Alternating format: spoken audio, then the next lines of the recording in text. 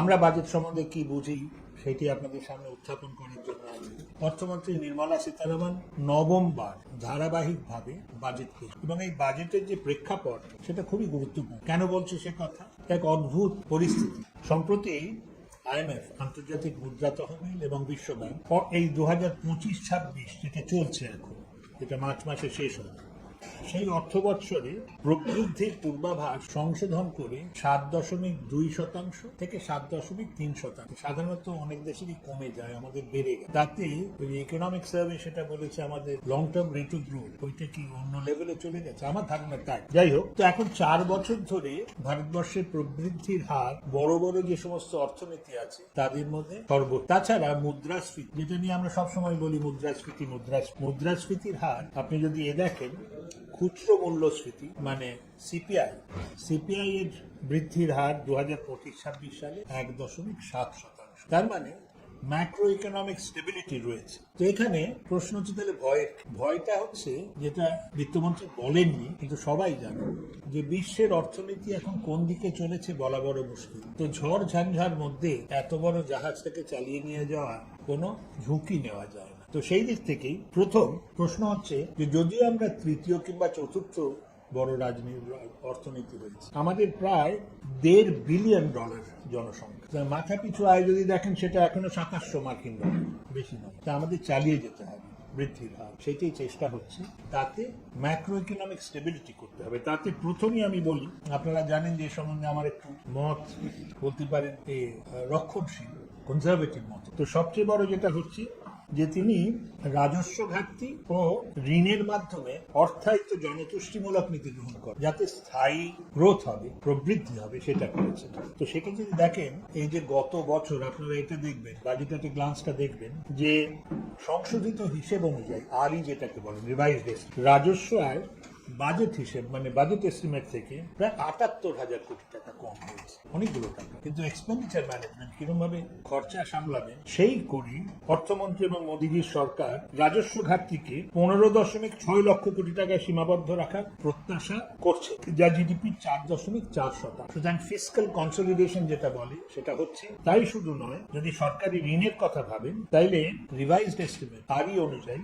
56.1% থেকে কমিয়ে 26-27 55.6%। তো ফিসক্যাল কনসলিডেশন চলছে। এবার বলা যায় যে প্রবৃদ্ধিমুখী বাজেট কেন বলবো? প্রবৃদ্ধিমুখী বাজেট বলবো, প্রথম হচ্ছে মূলধনী ব্যয়, যেটা আপনি যদি আমাদের পশ্চিমবঙ্গের বাজেট আসছে, আমি আশাবাদী, আশায় বাঁচে চাষা। আমি আবার আশা করছি যে মুখ্যমন্ত্রী আমাদের এবার আশ্চর্য করে দেবেন, যে মূলধনী খাতে ব্যয় বাড়াবেন। দেখা যাক কি হয়। তো মূলধনী খাতে যে খরচা, সেটা 25-26 অর্থ বছরের বাজেট এস্টিমেটে 11 লক্ষ কোটি টাকা থেকে বাড়িয়ে 26-27 12 লক্ষ কোটি টাকা। আর আপনারা জানেন যে একটা উন্নতিশীল দেশের সবচেয়ে বড় জিনিস হচ্ছে ফিক্সড ক্যাপিটাল ইনভেস্ট, কতটা বিনিয়োগ। কেন গরুর গাড়িতে যাচ্ছি, একটা স্কুটার হলে আমাদের উৎপাদনশীলতা বাড়ে, একটা মাটির রাস্তায় যাচ্ছি সেখানে পিচের রাস্তা হলে আমাদের উৎপাদনশীলতা বাড়ে। তো আমাদের যে স্থায়ী মূলধন গঠন সেটা 30.1%, খুব বেশি নয়।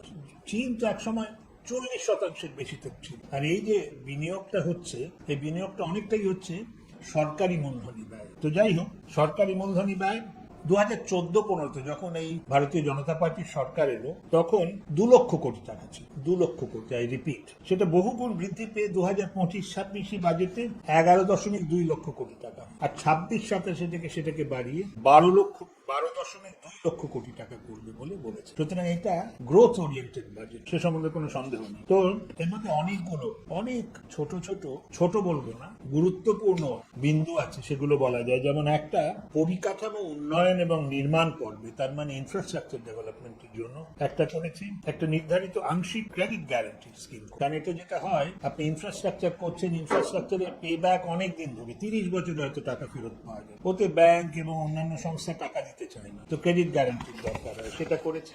তারপর 200টি ঐতিহ্যবাহী শিল্প ক্লাস্টার পুনরুজ্জীবিত করবে। এখানে আমার অনেক সময় মনে হয় যে ছোটবেলায় বড় হয়েছি পশ্চিমবঙ্গে, শুনতাম ট্যাংরা, ওইটি হচ্ছে লেদার কমপ্লেক্স, বেলিলিয়াস রোড, সেখানে নাকি অনেক হয়। এখন আশা করব যে আমাদের তৃণমূল সরকার এবং মাননীয় মুখ্যমন্ত্রী বলবেন যে উনি শিল্প ক্লাস্টার করার জন্য কি ভাবছেন। শহরগুলোই হচ্ছে একটা বিরাট নতুন যে ঘোষণা, সেটা হচ্ছে শহরগুলোই হচ্ছে ভারতের প্রবৃদ্ধি, উদ্ভাবন এবং সুযোগেরই। গ্রাম খুব ইম্পর্টেন্ট, গ্রাম খুব গুরুত্বপূর্ণ, কিন্তু এত মানুষ আমাদের শিল্পায়ন করতেই হবে, এবং শিল্প করতে গেলে পাড়াগাঁয়ে থাকলে চলবে না, শহরগুলোতে আসতে হবে, শহরগুলোকে সুন্দরভাবে উন্নয়ন করতে হবে। তো সেখানে সিটি ইকোনমিক রিজন বলে একটা স্কিম শুরু করেছে। তো এইটা হবে চ্যালেঞ্জ মোডে, তার মানে দিতে হবে যে আমরা এখানে করব। আমার খুব জানা গেছে যে আমাদের মাননীয় মুখ্যমন্ত্রী, যিনি বাংলার উন্নয়নের জন্য একেবারে দৃঢ় পরিকল্পনা, উনি কোনো প্ল্যান ট্যান করেছেন কোন শহরে কি করবেন। তো আরেকটা হচ্ছে এই হাই স্পিড করিডোর, ওইটার মধ্যে যে 7টা দিয়েছে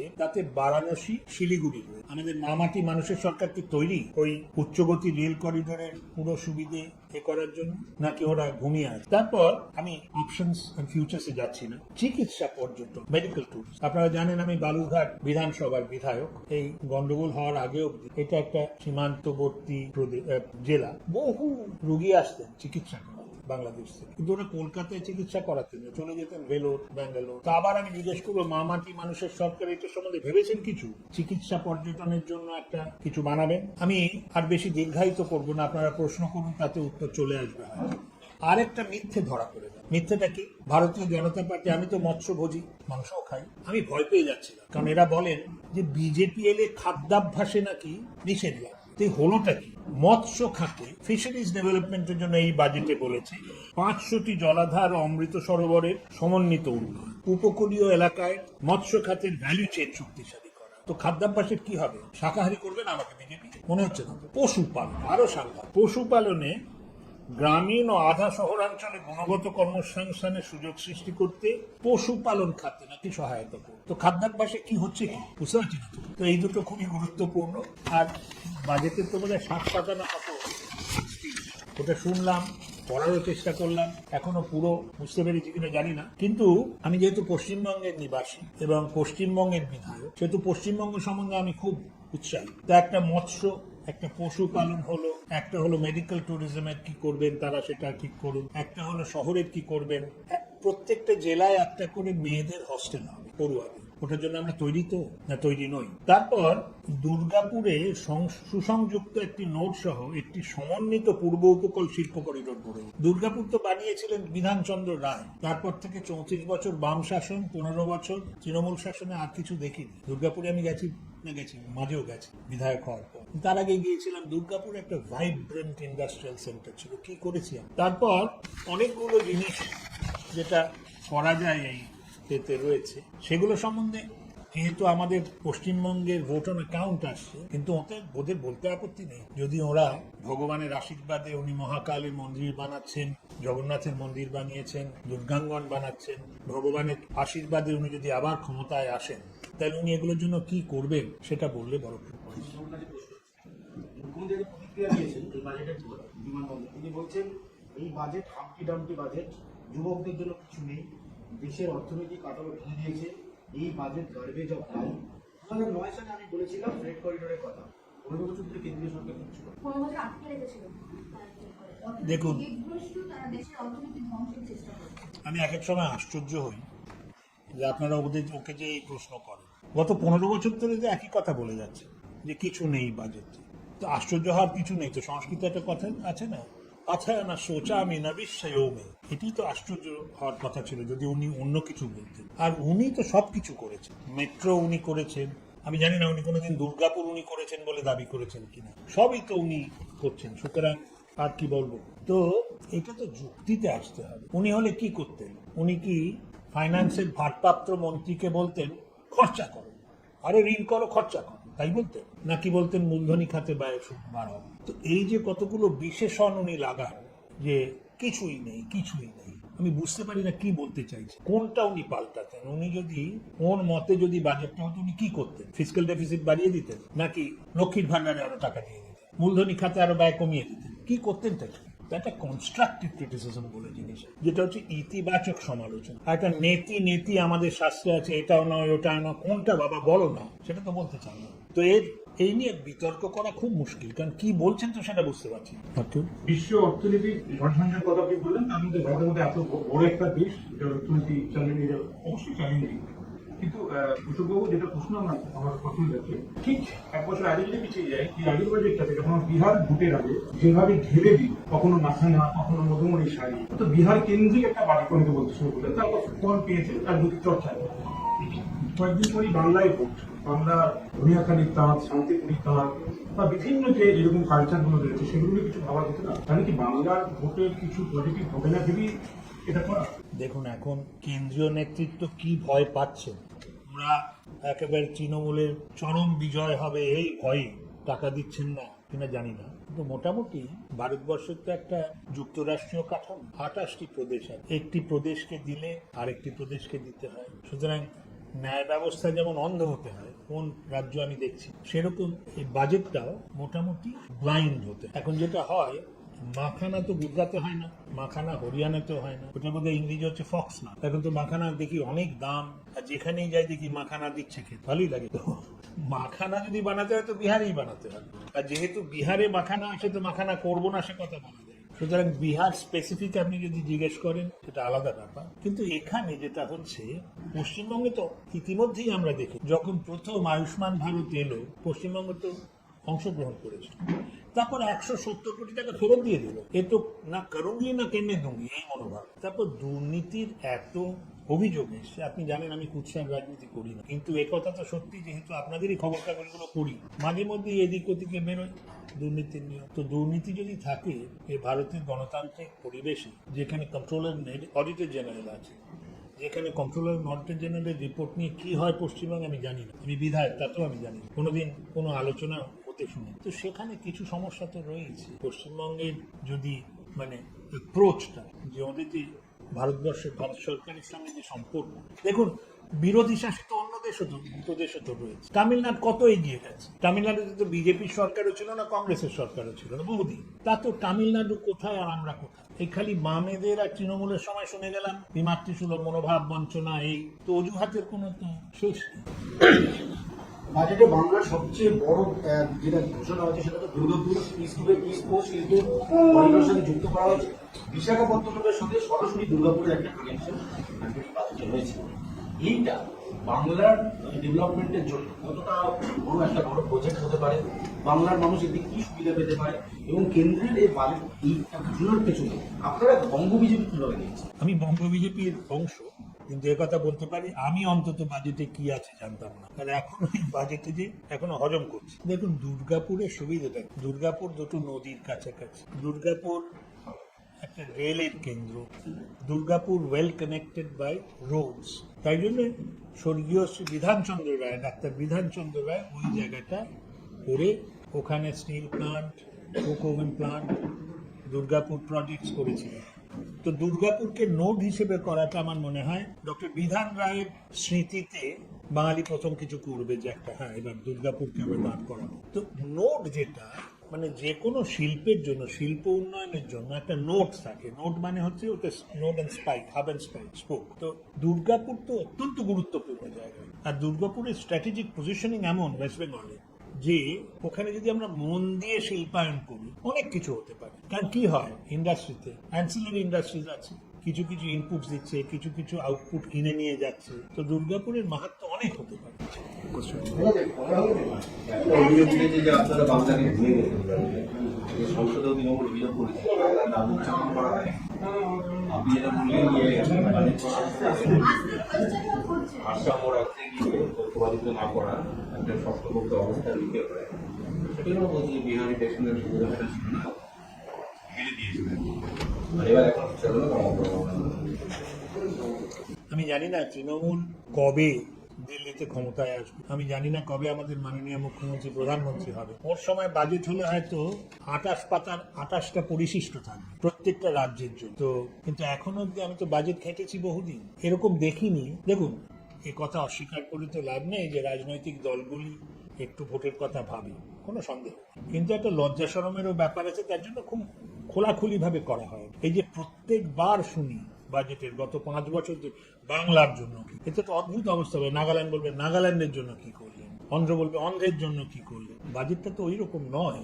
সুতরাং তবে আবার বলছি আমি আশ্চর্য হচ্ছি, আপনি যদি আমার সঙ্গে বেট নিতেন আমি বলে দিতাম যে কি বলবেন ওরা, কোনো সন্দেহ ছিল। মুখ্যমন্ত্রী বলছেন বাজেটে যা বরাদ্দ হয়েছে আগেই দেওয়া হয়েছে। রাজ্য সরকার আগে 6টা করিডোর করে দিয়েছে।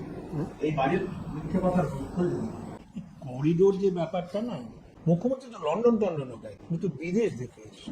আমিও বোধহয় 60-70টা দেশে গেছি, আমিও করিডোর দেখেছি। এখানে করিডোরে যে পাশে ইন্ডাস্ট্রিয়াল এস্টেট হয়, ওটা 3 বিঘা জমি নিয়ে একটা এসিজেড হয়ে গেল। উনি করিডোর হয়ে গেছে বলছেন, আমি তো করিডোর দেখতে পাই না, দূরবীন দিয়েও খুঁজি।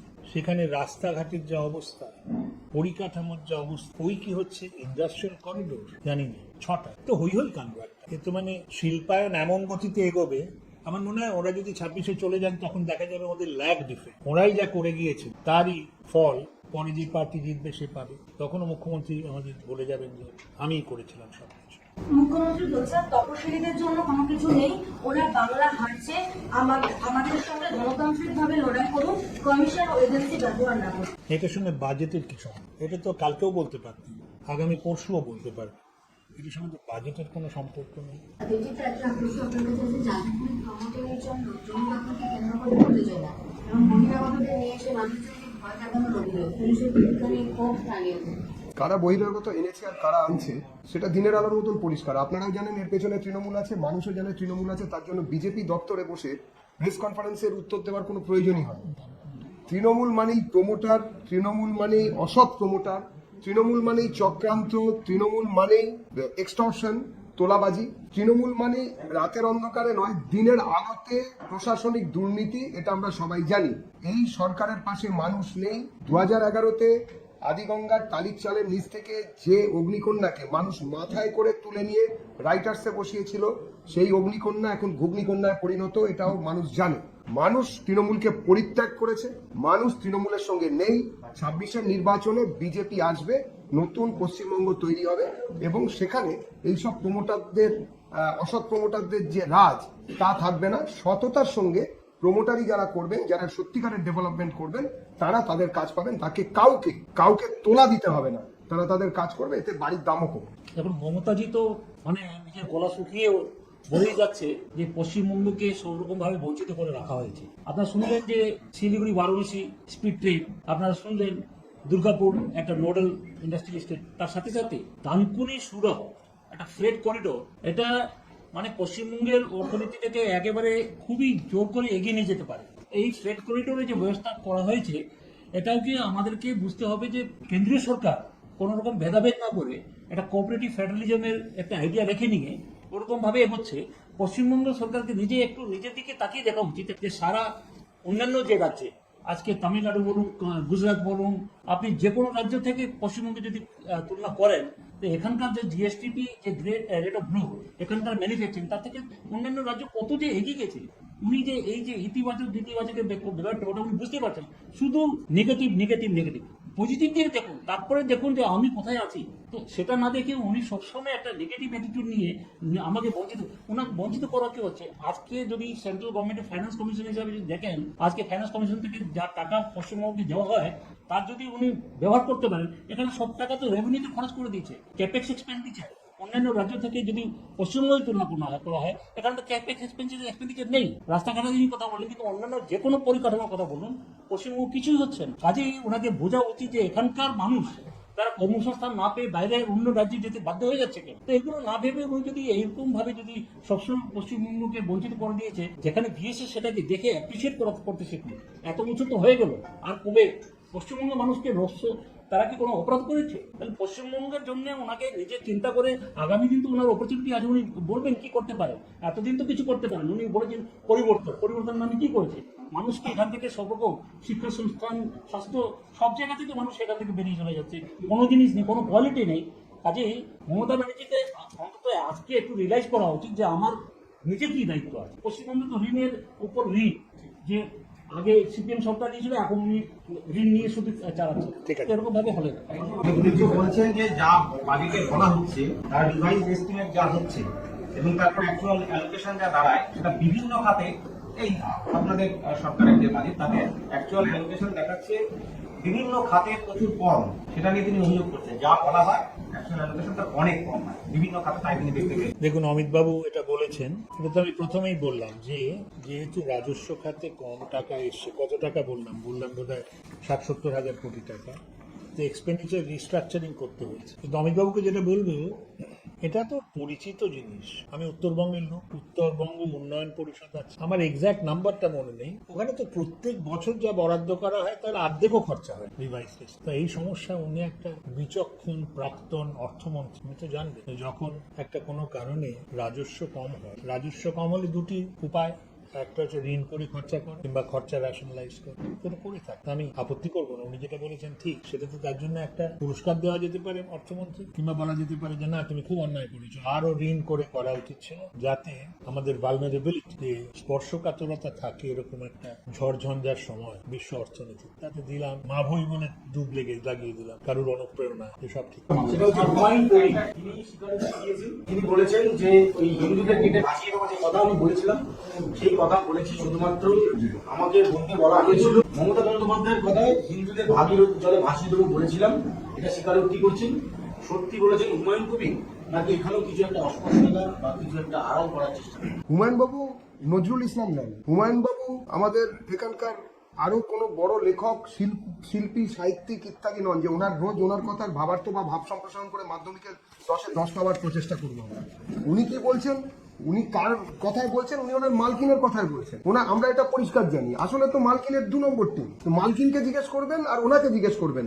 ভারতীয় জনতা পার্টির অফিসিয়াল প্রেস থেকে এই নিয়ে জল্পনা কল্পনা বা কথা কোনোটাই সমীচীন নয়। আর যেসব কথা ওনারা বলছেন সেটা আমাদের উন্নয়নের যে চেষ্টা, আমরা এই রাজ্যে না থেকেও আমরা আজকে বাজেটে যে উন্নয়নের চেষ্টা করছেন, যে উন্নয়নকে স্তব্ধ করে রেখেছেন এই রাজ্যের হুমায়ুন বাবুর মালকিন বা তৃণমূলের যিনি একদম ফাউন্ডার চেয়ারম্যান ধরতে গেলে একটা কোম্পানির যেরকম হয়, এবং তার ওই সর্বাধিনায়ক কে যেন একজন আছেন, তারা মিলে কথায় কথায় রাস্তায় নামেন। তো আজকে দুটো প্রশ্ন পরিষ্কার করতে হবে। সারাদিন ধরে শুনে যাচ্ছি যে বাজেটে দাঁড়িয়ে কি কি হয়নি তাই নিয়ে চিৎকার করে যাচ্ছেন। আপনারা বলুন, ওনারা কি আমি প্রশ্ন করছি যে তৃণমূল কংগ্রেস কলকাতা এবং তার 20 কিলোমিটার রেডিয়াসের বাইরে যে জেলাগুলো আছে তাকে কি পশ্চিমবঙ্গের অংশ বলে মনে করেন না? যে ফ্রেট করিডোর কথা বলা হয়েছে, শিলিগুড়ির সঙ্গে যুক্ত করার কথা বলা হয়েছে বারাণসীকে, কাশীকে, সেই ফ্রেট করিডোরে শিলিগুড়ির উন্নয়ন হচ্ছে, তাতে পশ্চিমবঙ্গকে কিছু দেওয়া হলো না। মানে শিলিগুড়ি কি তাহলে পশ্চিমবঙ্গের বাইরে? উত্তরবঙ্গ বলে যে জায়গাটি বারবার সব ক্ষেত্রে আমরা শুনেছি অবহেলিত, আমরা সেটাকে বিশ্বাস করি, সেই ক্ষেত্রে এটা কি হচ্ছে? দ্বিতীয়ত, উত্তর 24 পরগনা এবং নদিয়া জেলায় 4টি নতুন রেল প্রকল্প হয়েছে, এই কথাটা কেউ তো বলতে আসছেন না। আজকে এই যে বনগা পোড়া মহেশতলা 20 কিলোমিটার, বনগা চাঁদা বাজার 11.5 কিলোমিটার, চাঁদা বাজার বাগদা 13.8 kilometre, Ranaghat Duttapukur 8.17 kilometre, total 53 কিলোমিটারের যে দ্বিমুখী রেল, মানে আপ আর ডাউন দুদিকেই যে রেল চলবে, এই নিয়ে তো কেউ কোনোদিন এই মুহূর্তে তো বলছেন না যে না এটাও তো পশ্চিমবঙ্গের জন্য দরকার ছিল। বনগা লোকালের লোকেদের শুধু সাব অল্টার্ন বলে গালি দেবো, কোন জায়গায় ভিড় হলে তার তুলনা করবো, লিফটে যদি ভিড় হয়ে যায় নবান্নতে, তাহলে বলবো যে বাবা এ যেন বনগা প্যাসেঞ্জার হয়ে গেছে। কিন্তু বনগা লোকালের অবস্থা ঠিক করার জন্য, বা বনগার মানুষের, চাঁদপাড়ার মানুষের, পোড়া মহেশতলার মানুষের, রানাঘাট কিংবা দত্তপুকুরে যারা ঝুলে ঝুলে রোজ ডেলি প্যাসেঞ্জারি করেন, তাদের জন্য কেন্দ্রীয় সরকার ভেবেছেন।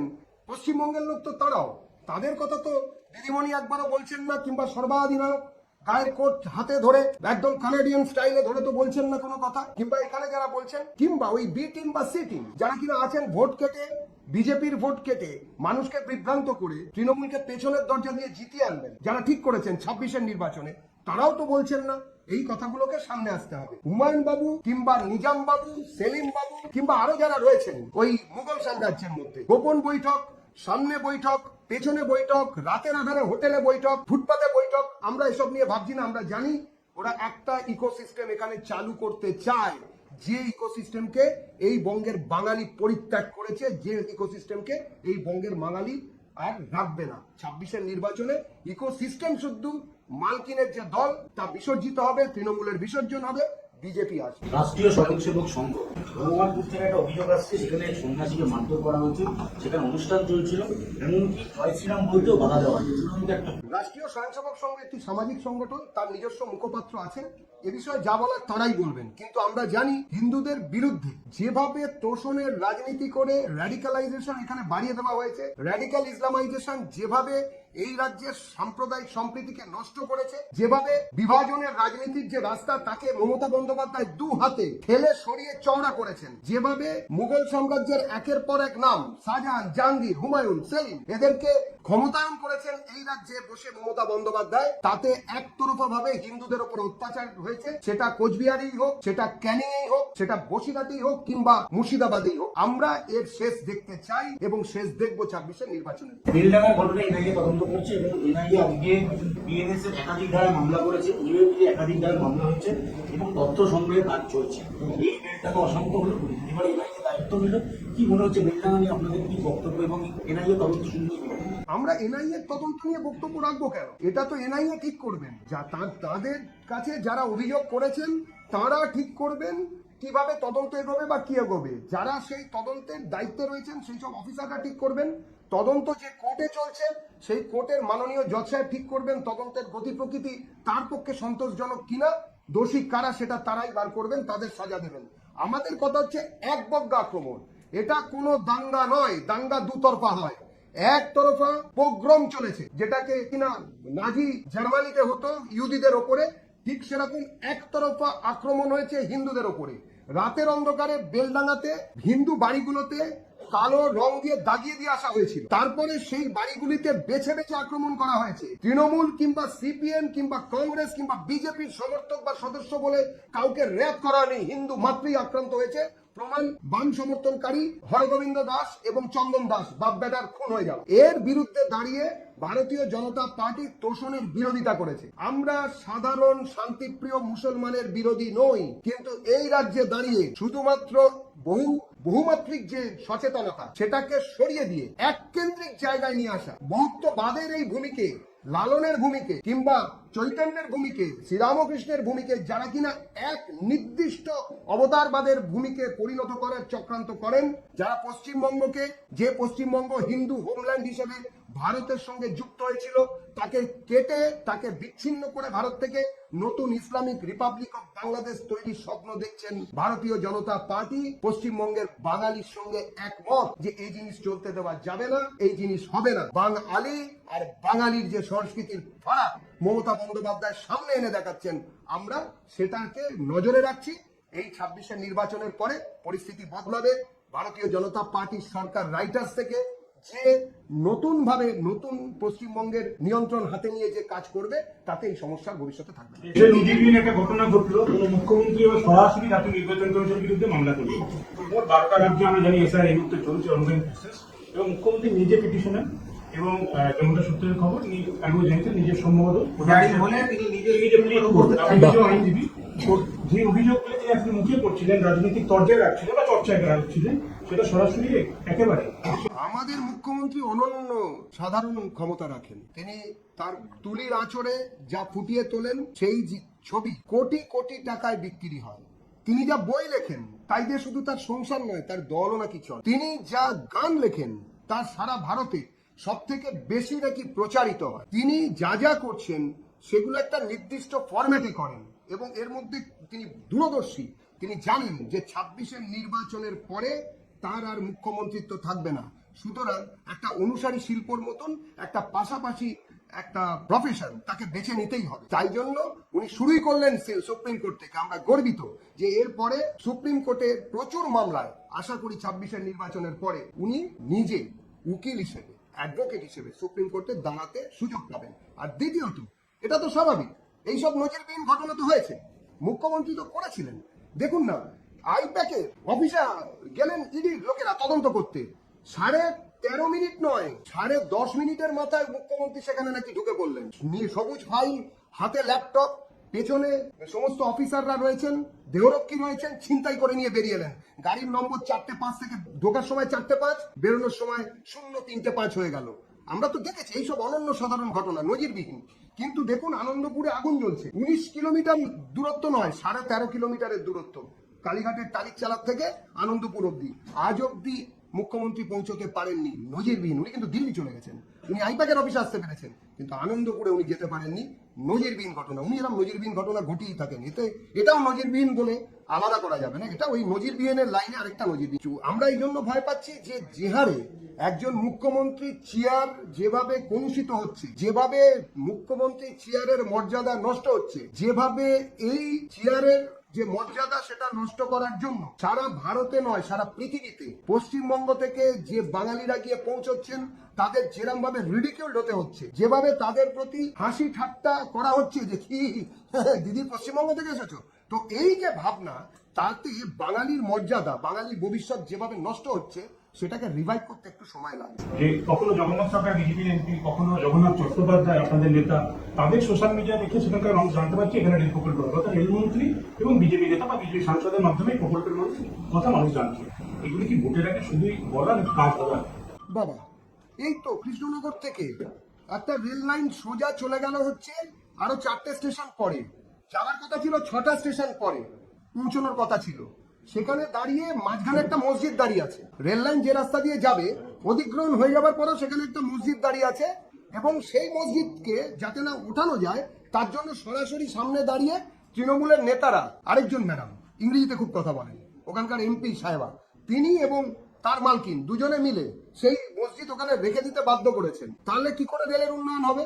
আর দ্বিতীয় কথা, যে মুখ্যমন্ত্রী এখান থেকে অফিসারদের সেন্ট্রাল গভর্নমেন্টের সঙ্গে যখন সমন্বয়ের বৈঠক হয় অফিসারদের সরাসরি যেতে দেন না, এখানে যেতে বারণ করে দিয়েছেন, তিনি জানবেন কি করে? বাধ্য হয়ে রাজ্যের মানুষকে বিজেপির যারা নেতা আছেন বা যারা এমপি এমএলএ আছেন তাদের থেকে জানতে হচ্ছে। এটা তো সরকারের কাজ। ধরুন আজকে কৃষ্ণনগর থেকে যে রেল লাইন আমঘাটা অব্দি এগিয়ে গিয়েছে, সেই রেল লাইনকে কে জানাবেন? এটা তো রাজ্যের উপকার হয়েছে। শুধুমাত্র একতরফা ভাবে প্রশাসনিক দুর্নীতিকে চাপা দেওয়ার জন্য যে আন্দোলন উনি করছেন, আমরা সবাই চোর বলে হাঁটছেন, তার পাশাপাশি উন্নয়নের ব্যাপারটা তো এগিয়ে নিয়ে যেতে হবে, তাতে তো রাজ্যবাসীর উপকার হবে। শুধু মুড়ির টিল আর কয়লা বালি আর গরুর হিসেব করলে হবে? এর বাইরেও তো কিছু কাজ আছে, সে কাজগুলো ওনাকে করতে হবে। যাই হোক, আমরা জানি যে সেই সব কাজ করার আর ওনার সময় আসবে না। উনি 26-এর নির্বাচনের পরে, আপনারাই বললেন, সুপ্রিম কোর্টে প্র্যাকটিস করার যে পদ্ধতি উনি আরম্ভ করেছেন, এবং আমি আশা করব ভবিষ্যতে উনি এই প্রফেশনে সফল হবেন এবং ওনার পরে যারা আছেন তারাও সফল হবেন পারিবারিকভাবে, বিভিন্নভাবে। কেননা ওনাদের পরিবার, আমি কখনো এরকমভাবে বলতে চাই না, কিন্তু একটা জিনিস তো বাংলার মানুষ দেখেছে যে 150 কোটি টাকাও নয়, মাত্র 15 কোটি টাকার একটা সংগঠন 6000 কোটি টাকাতে 5 বছরে পৌঁছে যেত। তো এটাও তো আমরা দেখেছি। বাংলা এরকম একজন সফলতম আইনজীবী এবং সফলতম ব্যবসায়িক পরিবারকে আগাম শুভেচ্ছা জানাই। গত দিনে সরকার যদি দিয়েছিল নির্বাচন কমিশন তার মধ্যে যুক্তিসঙ্গত অসঙ্গতি, তারপরে এসআইআর কোনোটাই উঠতে পারে। কালকে উনি যাচ্ছেন দেখা করতে, এটাও প্রেক্ষিতটা এই কমিশন ব্যাপারে দেখা করে এসেছেন, বলে এসছে আমি এলাম যেদিন আসবে সে পাগিয়ে ভোট হবে। কালকে উনি যাচ্ছেন। বাবা, নবরামায়ণ, রামায়ণের কি হয়েছিল? লঙ্কা কাণ্ডে প্রথমে অঙ্গদ গিয়েছিলেন, তাকে নাকি বসতে দেয়নি বলে তিনি ল্যাস দিয়ে নিজের বানিয়ে উপরে উঠে সমান সমান হয়ে রাবণের সঙ্গে কথা বলেছিলেন। তারপরে হনুমান গিয়েছিলেন, তিনি স্বর্ণলঙ্কা করেছিলেন আগুন দিয়ে, স্বর্ণলঙ্কায় আগুন দিয়েছিলেন। তারপরে রামচন্দ্র গিয়েছিলেন। এ তো একদম মানে কি বলবো, ওয়ান স্টেপ অ্যাহেড। মাঝখানে ইয়েটা রইল না, অঙ্গদের পরেই সরাসরি রামচন্দ্র যাচ্ছেন। কিছু না কিছু তো একটা হবেই। আমরা অপেক্ষা করছি কি হয় সেটা দেখার জন্যই অপেক্ষা করছি। এসব হচ্ছে মানুষকে সবকিছু ধামাচাপা দেওয়ার একটা শেষ স্টেজ। হেরে গেছেন জানেন মুখ্যমন্ত্রী, কিন্তু একটা কথা ঘটনা যে প্যারাসুটিস্ট পলিটিশিয়ান নন। উনি ধাপে ধাপে পরমাণু অবস্থা থেকে উনি পশ্চিমবঙ্গের রাজনীতি চিনে বড় হয়েছেন। উনি জানেন যে কি ঘটতে চলেছে। বাকি তৃণমূলের নেতারা হয়তো বুঝতে পারছে না, ভাবছে বোধহয় মালকিন বাঁচিয়ে নেবে, কিন্তু মুখ্যমন্ত্রী নিজে জানেন যে কি ঘটনা ঘটতে চলেছে, কি হতে চলেছে। নজর ঘোরানোর জন্য এখন থেকে ওখানে গিয়ে চেঁচামেচি করছেন এবং ভবিষ্যতেও করবেন।